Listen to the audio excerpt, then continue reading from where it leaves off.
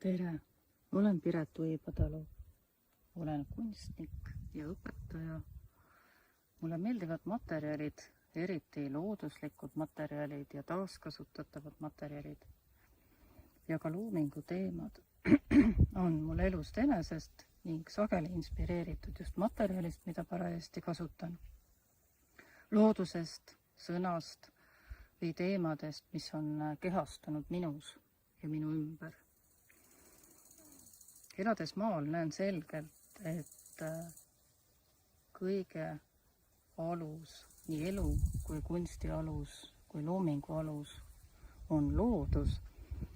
Seega on kujutav kunst täiesti lahutamatult seotud loodusega. Muhu residentuuri tulles mõtlesin uurida taimi, mis kasvavad teede ääres. Ja jõudes kohale, hakkasid toimuma kuhtumised.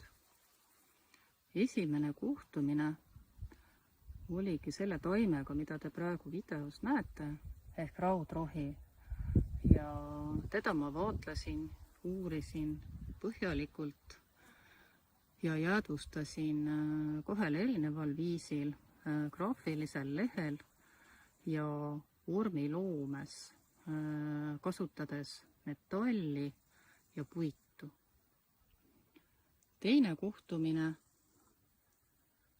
väga ootamatu kohtumine, toimus siin mererannas, kus ma praegu istun, ja kohtusin fauna esindaja, üsna suure esindajaga ehk Viinamäe Teoga.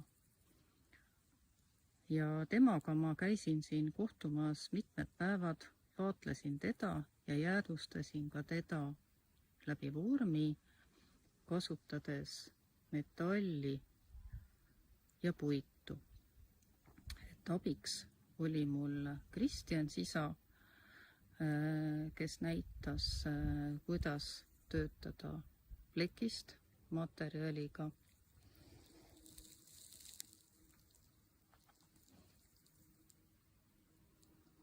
Ja pean seda residentuuri tulemust väga õnnestunuks, et kuigi mul alguses oli plaanis keskenduda just floorale ja paljudele erinevatele taimedele, siis tegelikult tekkis läbi nende kohtumiste võimalus süveneda ja rahulikult jälgida, vaadelda ja jäädvustada floora ja fauna kahte esindajat, kes on iseloomulikud just nimelt Muhumaale.